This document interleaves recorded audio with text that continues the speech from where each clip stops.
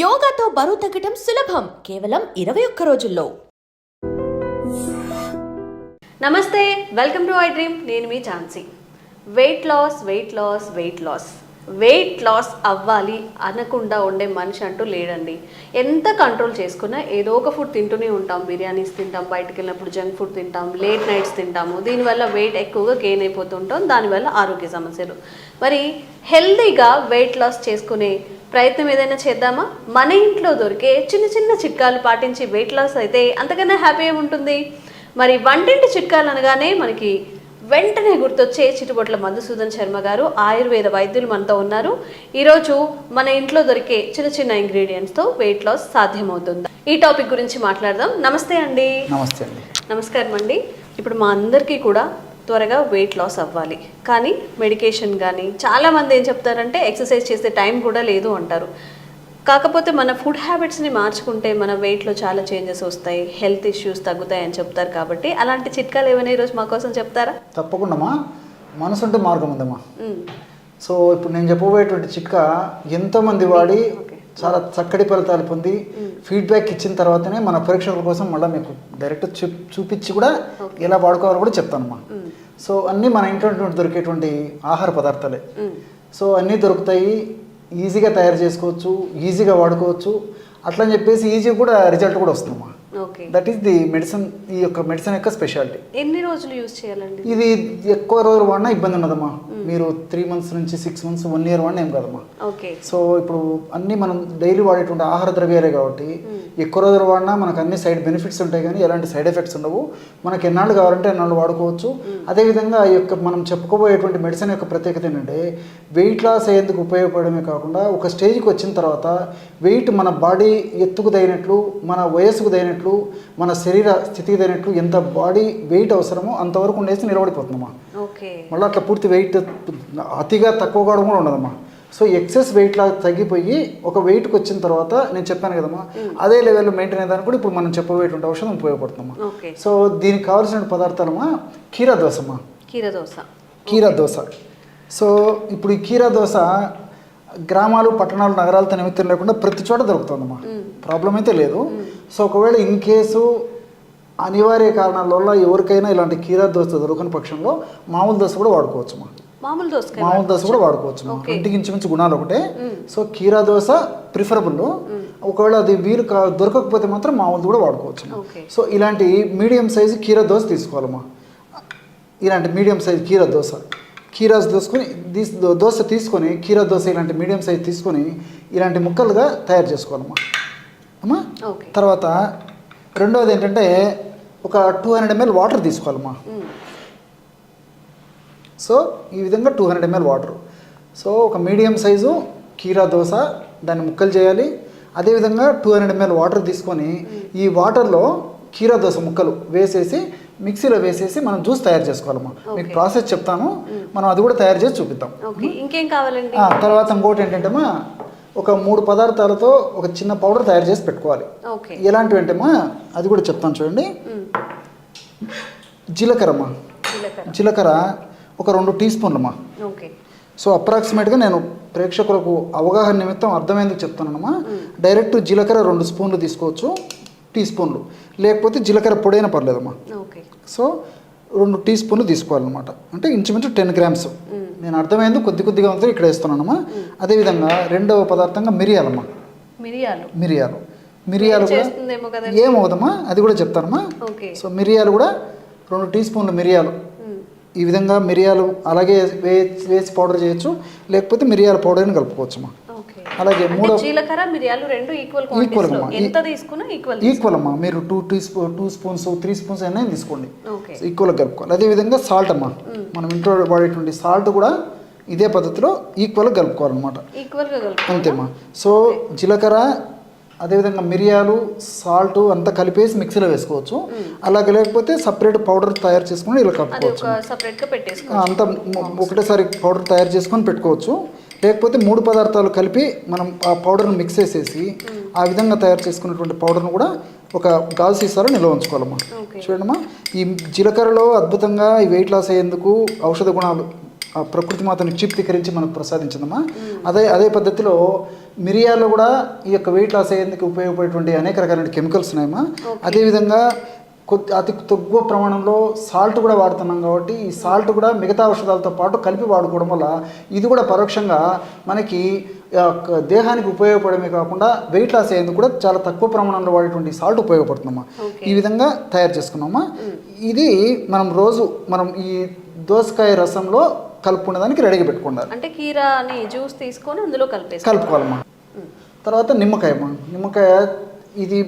పెద్దగా ఉందమ్మా, ఇంత కూడా అక్కర్లేదు. చిన్న నిమ్మకాయ తీసుకుంటే సరిపోతుంది అన్నమాట. ఇది పెద్ద నిమ్మకాయ, ఇంత సైజు కూడా అక్కర్లేదు.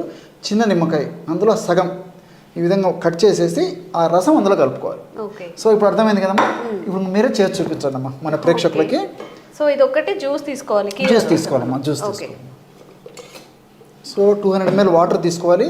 200 ml వాటర్లో ఈ కీరా దోస ముక్కలు అందులో వేసేసి మిక్సీలో వేసేయండి అమ్మా. చాలా ఫాస్ట్గా రిజల్ట్ వస్తుందమ్మా. మనం ఈ పద్ధతిలో, నేను చెప్పిన పద్ధతిలో ఔషధం తయారు చేసుకుని వాడుకుంటే.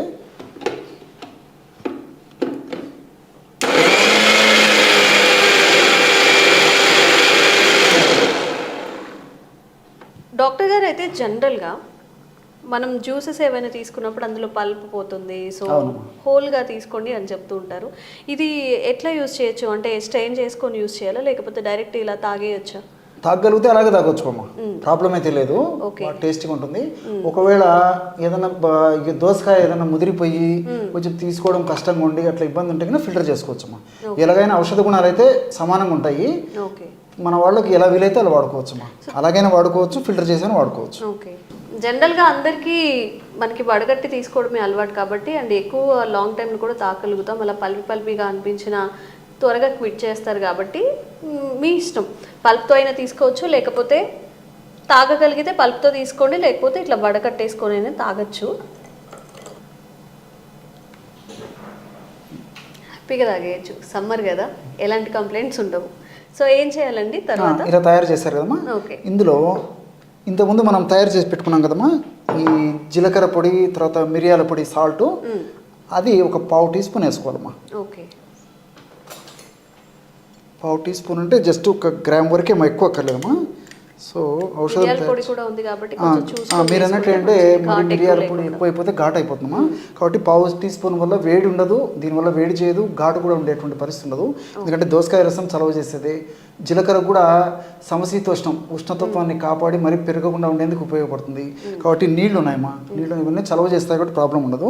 తర్వాత మనం నిమ్మకాయ రసం కూడా కలపబోతున్నాం కాబట్టి వీటి యొక్క ప్రభావం చేత కొద్దిగా మనం మిరియాల పొడి వేసినా ఏమవుదమ్మా, ఇది మెటబాలిజాన్ని వేగవంతం చేసేసి ఫ్యాట్ని త్వరగా కరిగించేందుకు ఇది చాలా చక్కగా ఉపయోగపడుతుందమ్మా. సో ఈ జీలకర్ర పొడి, మిరియాల పొడి, ఉప్పు పొడి కలిపి తయారు చేసుకున్నటువంటి పొడి ఏదైతే ఉందో ఈ పొడి జస్ట్ 1 గ్రామ్ అమ్మా, అంతే. 1/2 టీ స్పూన్ కంటే తక్కువనే వాడుకున్నా సరిపోతుంది. 1 గ్రామ్ 1.5 గ్రామ్ వరకు వాడుకోవచ్చు. ఇది కలిపేసేసి చివరగా నిమ్మరసం కలపాలమ్మా. ఇంతకుముందే చెప్పాను కదమ్మా, చిన్న నిమ్మకాయ తీసేసుకొని, ఇది పెద్దగా ఉంది, సగం నిమ్మకాయ అంటే ఇంచుమించు ఒక 5 ml అయితే సరిపోతుందమ్మా. ఒక 5 ml ఈ విధంగా రసం కలపాలి. చూడండి అమ్మా, బ్రహ్మాండమైనటువంటి వెయిట్ లాస్ అయ్యేందుకు ఔషధం రెడీ అయిపోతుందమ్మా.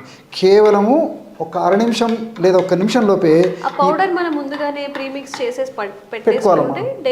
టైం అడ్జస్ట్ అవుతుంది. ప్రతిరోజు చేయడం అంటే టైం కొంచెం మనకు అడ్జస్ట్ అవ్వదు కాబట్టి చాలామందికి. కాబట్టి ఒకటేసారి ఆ పౌడర్ తయారు చేసి పెట్టుకుంటే మనం మార్నింగ్ నిద్ర లేచి మొహం గడిగిన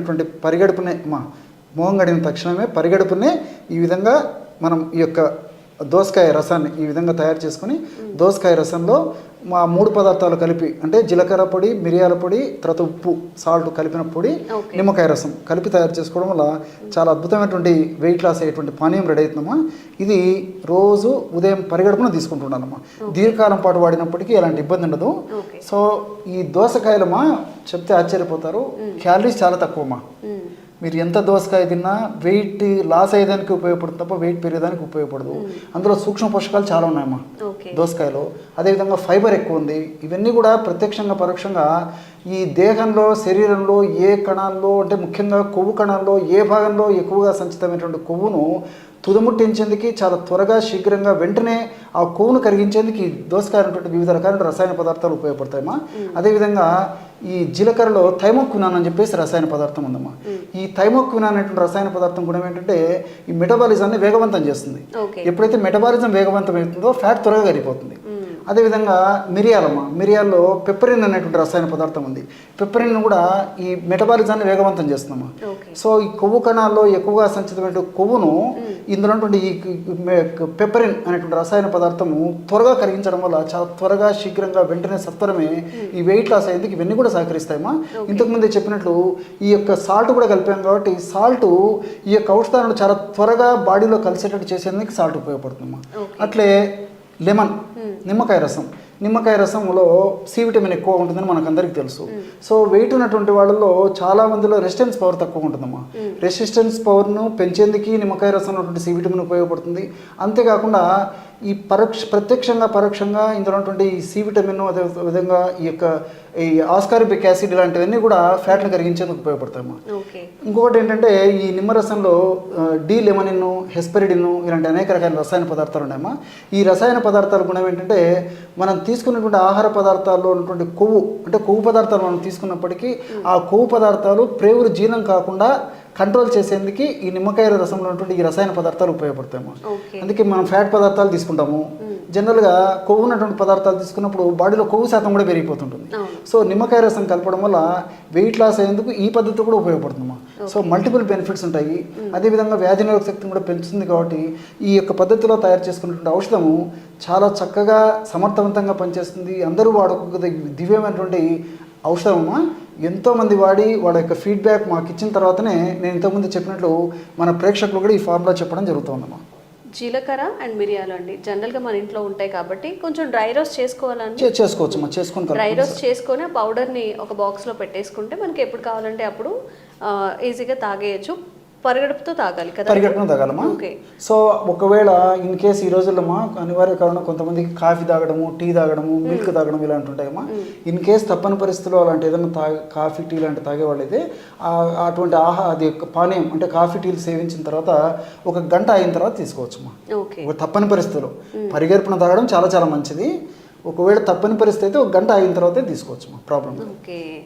అండ్ చాలామంది వెయిట్ లాస్కి కీరాని సలాడ్స్ రూపంలో లంచ్ చేసే ముందు, డిన్నర్ చేసే ముందు కూడా యాడ్ చేసుకుంటారు. కాబట్టి కీరా జ్యూస్లో ఇవన్నీ యాడ్ చేసి తీసుకోవడం వల్ల ఇంకొంచెం ఎఫెక్టివ్గా అయితే ఉంటుంది. త్వరగా వెయిట్ లాస్ అయితే అవుతుంది అంట. సో కష్టం అనుకోకుండా వెయిట్ లాస్ అవ్వాలనుకున్న వాళ్ళు కూడా ఇది ట్రై చేసి చూడండి. వెంటనే రిజల్ట్స్ రాకపోయినా కానీ లాంగ్ టైంలో రిజల్ట్స్ తప్పకుండా వస్తాయమ్మా. మనసుంటే మార్గం ఉంది. ఈ రోజుల్లో మరి వెయిట్ తగ్గేందుకు వేలు లక్షల రూపాయలు ఖర్చు పెట్టడానికి మనం వెనకాడట్లేదమ్మా. సో దానివల్ల అనేక రకాలైన సైడ్ ఎఫెక్ట్స్ రావడము, దానివల్ల ఉన్నటువంటి వెయిట్ కథ దేవుడారు కానీ ఇతర సైడ్ ఎఫెక్ట్స్ చాలా సఫర్ కావడం జరుగుతుంది. కాబట్టి ఇలాంటి క్షేమదాయకమైనటువంటి ఔషధాన్ని నేను చెప్పినటువంటి పద్ధతిలో వాడుకోవడం వల్ల అన్ని మనకు సైడ్ బెనిఫిట్స్ ఉంటాయమ్మా. ఎలాంటి సైడ్ ఎఫెక్ట్స్ ఉండవు. ఏదో వాడిన రోజు నుంచే మరి వెయిట్ చూసుకోవడము, నేను 1/2 కేజీ తగ్గాను 30 కేజీ తగ్గాను చూసుకోకూడదమ్మా. కనీసం మినిమం ఒక 1 మంత్ అన్న వాడిన తర్వాత కొంచెం సిస్టమ్ ఫాలో కావడం వల్ల ఇందులో రసాయన ఔషధాలు కూడా ఫ్యాట్ కణాల పనిచేసేసి దాని యొక్క ప్రభావాన్ని చూపిస్తాయమ్మా. రిజల్ట్ అయితే ఉంటుంది. మనసు ఉంటే మార్పు ఉంది కాబట్టి కొద్దిగా ఓపిక వాడుకోవాలమ్మా. ఓకే, థ్యాంక్ యూ అండి. మంచి ఒక చిట్కానైతే ఈరోజు మీ ద్వారా మేము తెలుసుకున్నాము. Hello ma'am. హలో మా. Pleasure meeting you all the time. So ఇప్పుడు కూడా thank you. So first of all ma'am, menopause గురించి మాట్లాడినప్పుడు మెనోపాజ్ సర్టెన్ టైం వచ్చినప్పుడు physically, mentally and heart health పరంగా చూసుకున్నా కూడా చాలా ఎఫెక్ట్స్ ఉంటాయని చెప్తూ ఉంటారు కదా. సో ఏమేమి ఎఫెక్ట్స్ ఉంటాయి అండ్ ఆ సర్టెన్ పాయింట్ ఆఫ్ టైంలో ఎవరైనా సరే చేయాల్సింది ఏంటి? ఓకే, సో జనరల్గా మెనోపాజ్ అంటే చాలామందికి for most of the people other than women specially for men అంటే ఇట్లా మాట్లాడుకుంటూ ఉంటారు అనమాట. అంటే ఇట్స్ జస్ట్ పీరియడ్ స్టాప్ అయిపోవడమే కదా అన్న ఒక చాలా ఎవరికైతే తెలియదో వాళ్ళకి అట్లా ఉంటుంది అనమాట. అలా ఉండి so most of them don't understand. Okay, so అంటే మెనోపాజ్ గురించి there so much of discussion which keeps happening. ఒకప్పుడు కూడా ఉండేది అనుకుంటా ఓల్డెన్ డేస్లో. కాకపోతే ఏంటంటే women use to handle it in a much better way. వాళ్ళకి ఇప్పుడు ఉన్నంత రష్ అట్లా ఉండేది కాదు. అప్పట్లో ఏంటంటే ఓన్లీ ఇంట్లోనే ఉండేవాళ్ళు అందరూ ఆడవాళ్ళు. ఎప్పుడైనా రెస్ట్ కావాలి అంటే వాళ్ళు రెస్ట్ తీసుకునేంత ఆప్షన్ ఉండేది. జాయింట్ ఫ్యామిలీస్ ఉండేవి. ఒకరికి ఒంట్లో బాగోకపోతే ఇంకొకరు వచ్చి చేయడము. సో ఇవన్నీ ఉండేవి. సో ఈ మధ్యలో ఏమైపోతుందంటే మెనోపాజ్ ఈజ్ సంథింగ్ లైక్ ఒకప్పుడు 50 హిట్ అయితేనే మెనోపాజ్, అంతే. 50 కంటే ముందు మెనోపాజ్ అయిన ఎక్కడ అట్లాంటి ఛాన్సెసే ఉండేవి కాదు అసలు. వెరీ వెరీ రేర్ కేసెస్ అనమాట. ఇప్పుడు ఏమైపోతుందంటే రకరకాల రీజన్స్ వల్ల, లైఫ్ స్టైల్లో మార్పుల వల్ల అవ్వచ్చు, పీసీఓడి ఇష్యూస్ కావచ్చు, ఇంకా చాలా చాలా ఉన్నాయి. మన ఈ ఫుడ్ హ్యాబిట్స్, లైఫ్ స్టైల్లో వీటి వల్ల మెనోపాజ్ ప్రీపోన్ అయిపోతుంది అనమాట. ఓకే, ఇంకా చాలా ఎర్లీగా, యాజ్ ఎర్లీ ఒకప్పుడు కొన్ని ఇయర్స్ వరకు 40 నుంచి మెనోపాజ్ అనేవాళ్ళు, పాతకాలంలో 50 తర్వాత 40, ఇప్పుడైతే 35 కూడా వచ్చేసింది. 35 people there are lot of women who had their menopause at 35. So అట్లా ఉన్నప్పుడు ఏంటంటే ఆ 35 అప్పుడు చాలామంది ఏంటంటే ఒక పీరియడ్ స్టాప్ అయిపోవడం. కాకపోతే అక్కడ మనం చాలామంది అర్థం చేసుకోవాల్సింది ఏంటంటే, ఇప్పుడు మెనోపాజ్ వస్తే ఏం చేయాలి, ఏం చేయకూడదు అంటే కూడా ఉన్న చుట్టుపక్కల ఉన్న వాళ్ళందరూ అర్థం చేసుకోవాలి. ఎస్పెషల్లీ ఫర్ ఎవరికైతే ఆడవాళ్ళకి ఇంట్లో మగపిల్లలే ఉంటారు, వాళ్ళకి ఆడపిల్లలు ఉండరు, వాళ్ళకి చాలా డిఫికల్టీ ఉంటుంది పాపం. వాళ్ళ ప్రాబ్లం చెప్పుకోలేరు, ఎవరు అర్థం చేసుకునే వాళ్ళు ఉండరు. మెనోపాజ్ నాకు ఇలా ఇరిటేషన్ అవుతుంది అంటే they don't understand only. So this is for all the boys and men who don't understand what exactly happens for women. వాళ్ళు ఎప్పుడైతే మెనోపాజ్ గో త్రూ అవుతున్నారో ఒకటి ఏమవుతుందంటే వాళ్ళ హార్మోన్ లెవెల్స్ అన్ని వైటల్ హార్మోన్స్ ఏవైతే ఉంటాయో like your estrogen, testosterone, progesterone, ఇవన్నీ ఏమవుతాయంటే డ్రాప్ అయిపోయినప్పుడు కార్టిజాల్ లెవెల్ హైక్ అయిపోతుంది. అట్లా అయినప్పుడు ఏమవుతుందంటే నిద్ర పట్టదు ఆడవాళ్ళకి. First thing, they can't sleep, anxiety వచ్చేస్తూ ఉంటుంది, హాట్ ఫ్లాషెస్ అవుతూ ఉంటాయి. Cortisol is a stress hormone. So అది రైజ్ అయినప్పుడు ఏమవుతుంది, మనకి సడన్గా 2:30, 3 o'clock ఇట్లా మెలకు వచ్చేస్తుంటుంది. యూ కాంట్ స్లీప్ అనమాట. బాగా అలసిపోతారు త్రూ అవుట్ ద డే. మీరు అలసిపోయి ఉన్నా కానీ అరౌండ్ 2:30 ఆ టైం కల్లా మెలకు వచ్చేస్తుంది, మీకు నిద్ర పట్టదు, ఎర్లీగా లెగిసిపోతున్నారు. చాలా మంది ఏంటంటే నువ్వు ముసల్దాన్ని అయిపోతున్నావు, ఎందుకు తొందరగా లెగిస్తున్నావు, ఇట్లాంటివన్నీ అంటూ ఉంటారు అనమాట. ఇవన్నీ కామెంట్లు వెనకాల మనం వినాల్సిన సిచ్యువేషన్ వస్తుంది ఆ ఏజ్లో. ఇవన్నీ ఒక ఎత్తు అయితే నిద్ర పట్టకపోవడము, యాంగ్జైటీ, స్ట్రెస్, ఇరిటేషన్, ఫ్రస్ట్రేషన్, ఏం చేయబుద్ధి అవ్వకపోవడం, ఇవన్నీ ఒక సెట్ ఆఫ్ ఇష్యూస్ అయితే, సెకండ్ సెట్ ఆఫ్ ఇష్యూస్ ఏంటంటే విత్ ఫిజికల్ అపియరెన్స్ అనమాట. హెయిర్ లాస్ ఉంటుంది, డ్రై స్కిన్ అయిపోతూ ఉంటుంది, బోన్స్ వీక్ అయిపోతూ ఉంటాయి, బెల్లీ దగ్గర ఫ్యాట్ ఎక్కువ అక్యుములేట్ అయిపోతూ ఉంటుంది, బెల్లీ ఫ్యాట్ టూ మచ్గా అక్యుములేట్ అయిపోతూ ఉంటుంది. ఇవన్నీ ఒకటి లోపల మనకి హార్మోన్ లెవెల్లో అయ్యే ఇంబ్యాలెన్సెస్ ఒకటి, ఎక్స్టర్నల్గా మన అపియరెన్స్, హెయిర్ లాస్ సివియర్గా అయిపోతూ ఉంటుంది, బ్రిటిల్ నెయిల్స్ అయిపోతూ ఉంటాయి, డ్రై స్కిన్ అయిపోతూ ఉంటుంది, బోన్స్ వీక్ అయిపోతూ ఉంటాయి. ఇవన్నీ అయిపోతున్నప్పుడు మన అపియరెన్స్ కొంతమందికి ఇట్లా పిగ్మెంటేషన్ ఇట్లా ఫుల్ బ్లాక్ అయిపోతూ ఉంటుంది, చీక్స్ మీద, ముక్కు మీద అట్లా వచ్చేస్తూ ఉంటుంది అనమాట. సో ఏమవుతుందంటే this phase of life for a women is very difficult. Okay, so ఆ డిఫికల్ట్ ఫేజ్ని ఓవర్కమ్ అవ్వడానికి తను ఒక్కతే ట్రై చేయడం కంటే కూడా చుట్టుపక్కల ఎవరైతే ఉంటారో ఫ్యామిలీ మెంబర్స్ సపోర్ట్ కూడా చాలా చాలా ఇంపార్టెంట్ ఇక్కడ. సో ఏం చేస్తాను సపోర్ట్ అంటే మీరు వెళ్ళి ఏం చేయలేరు. ఓన్లీ ఎవరికైనా మనం ఏదైనా హెల్త్ ఇష్యూస్ ఉన్న వాళ్ళకి మనం సపోర్ట్ చేయాలి అనుకుంటే ఓన్లీ త్రూ అవర్ మాటల వల్ల వాళ్ళకి కొంచెం రెస్ట్ ఇచ్చి వాళ్ళు చేసే పనులు మనం హ్యాండిల్ చేయడం తప్పిస్తే బియాండ్ దట్ మనం ఏం చేయలేం. టైంకి వాళ్ళకి హాస్పిటల్ తీసుకెళ్ళడం, వాళ్ళ నీడ్స్ అండ్ రిక్వైర్మెంట్స్ ఏదైనా తినాలనిపించినా లేకపోతే ఏదైనా చేయాలనిపించినా బీ దేర్ ఫర్ దెమ్ అనమాట. అట్లా చేసుకుంటూ వెళ్తే కొంచెం వాళ్ళకి ఆ స్ట్రెస్ తగ్గుతుంది. ఏమవుతుందంటే ఇట్లాంటి టైంలో మనం డిజోన్ చేసేసి పిల్లలు ఎక్కడో జాబులకి వెళ్ళిపోయి వాళ్ళు ఇక్కడ కాకుండా ఏదో వేరే వేరే ఊర్లో వేరే వేరే కంట్రీస్లో ఉండిపోయి, husband also is working. So వాళ్ళకి ఏమవుతుందంటే సపోర్ట్ లేనప్పుడు ఇంకా ఫర్దర్గా ఎక్కువ ఇరిటేషన్ వచ్చి, and I think menopause is the difficult phase of women. ఏమవుతుందంటే వాళ్ళ యాంగర్ కంట్రోల్ ఉండదు, వాళ్ళకి కోపము, ఫ్రస్ట్రేషను, మూడ్ స్వింగ్స్ ఉంటాయి, సూసైడల్ థాట్స్ వచ్చేస్తూ ఉంటాయి, ఇరిటేషన్ వచ్చి అరిచేస్తూ ఉంటారు. అప్పటిదాకా వాళ్ళ లైఫ్ అంతా సప్రెస్ చేసుకునే యాంగర్ ఏదైతే ఉంటుందో ఒకటేసారి బర్స్ట్ అయిపోతుంది. అట్లా అయినప్పుడు పిచ్చి పట్టింది ఇట్లాంటివన్నీ అంటూ ఉంటారు. వాటితో పాటు అదే టైంలో ఎక్కువ వైఫ్ అండ్ హస్బెండ్స్ మధ్యలో గొడవలు రావడము ఇవన్నీ అవుతూ ఉంటాయి అన్నమాట. సో బేసిక్గా ఏంటంటే ఇట్లాంటి ఒక ఏజ్ తర్వాత ఇట్లాంటి ఇష్యూస్ అవుతున్నాయి అంటే try to understand the women health first. ఇంట్లో ఆడవాళ్ళకి ఏమవుతుంది, ఎందుకు ఇట్లా సడన్గా బిహేవ్ చేస్తున్నావు, ఇప్పుడు దాకా బాగానే ఉన్నావు కదా అన్న ఒక అర్థం చేసుకోవాలన్నమాట. ఒక డిస్కషన్, షేరింగ్ అవన్నీ అవసరం ఆ టైంలో. దాని తర్వాత ఆడవాళ్ళకి ఎట్లాంటి సపోర్ట్ కావాలి అట్లాంటిది ఇవ్వడం ఒకటి చాలా చాలా ఇంపార్టెంట్. అయితే coming back to what is that, ఏం చేస్తే మనకి ఇట్లాంటి ఇబ్బందులు లేకుండా ఉంటాయి. అయితే యాజ్ పర్ వన్ స్టడీ ఏంటంటే ఎవరైతే యాక్టివ్ లైఫ్ స్టైల్ ఉంటుందో ఆడవాళ్ళకి, like when they are young, పిల్లలు పుట్టిన తర్వాత కూడా బాగా యాక్టివ్గా ఉండి రెగ్యులర్గా వాళ్ళ ఇంటి పనులు వాళ్ళు చేసుకుంటూ గుడ్ న్యూట్రిషన్ తీసుకుంటూ యోగా, ఎక్సర్సైజ్, వాకింగ్, ఫిజికల్గా యాక్టివ్గా ఉంటే కనుక వాళ్ళకి ఈ మెనోపాజ్ సైడ్ ఎఫెక్ట్స్ ఏవైతే ఉన్నాయో ఇన్ని ఉండవు అనమాట. ఇప్పుడు మనం చాలా ఒక లిస్ట్ ఆఫ్ థింగ్స్ చెప్పుకున్నాం కదా, అన్ని లేకుండా ఏదో ఒకటో రెండో ఉంటాయి, మేనేజబుల్గా ఉంటుంది ఆ phase of life. Menopause is manageable అనమాట. ఎప్పుడు ఇవన్నీ చేస్తూ ఉంటాయి. సరే మీరు 20 years నుంచి చేయలేదు, 30 years నుంచి చేయలేదు, అట్లీస్ట్ 35 వచ్చినప్పటి నుంచి అన్నా వెంటనే మీ ఫుడ్ హ్యాబిట్స్ మార్చుకోవడము, ఎక్కువ కాల్షియం రిచ్ ఫుడ్ తినడము, అట్లాంటివి చేసుకుంటే సరిపోతుంది. అయితే ఇంకొక స్టడీ ప్రకారం ఏంటంటే ఎవరైతే ప్రీ మెనోపాజ్లో ఈ సిమ్టమ్స్ అన్నీ వచ్చేసింటాయి, ఇవన్నీ కంట్రోల్ అవ్వాలి అంటే ఒకటే ఒక బెస్ట్ ఫుడ్ ఏంటంటే మునగాకు, మొరింగా. ఓకే, మొరింగా చాలా వాటికి యూస్ఫుల్ ఉంటుంది. ఎస్పెషలీ మెనోపాజ్ అవుతున్న ఇంకా దగ్గరకు వస్తున్న స్టేజ్ ఎవరికైతే ఉన్నారో వాళ్ళు మాత్రం రెగ్యులర్గా, ఎందుకంటే ఇక్కడ మనకి కాల్షియం న్యూట్రిషన్ డెఫిషియన్సీ వచ్చేస్తుంది ఇక్కడ మెనోపాజ్ వచ్చినప్పుడు. డెఫినెట్గా నువ్వు ఎంతన్నా తినండి, you will have nutrition deficiency.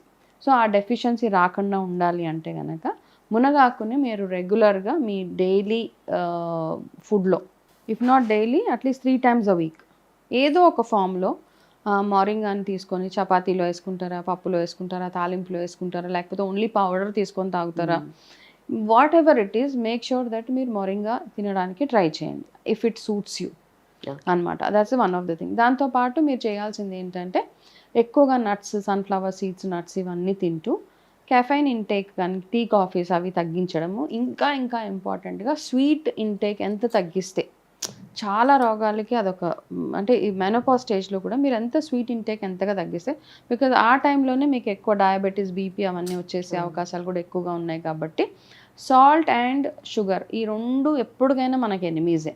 ఎంత లిమిట్లో తినాలో అంత మాత్రమే తినాలి, నాట్ టూ మచ్ అనమాట, కంప్లీట్గా అవాయిడ్ చేయట్లేదు.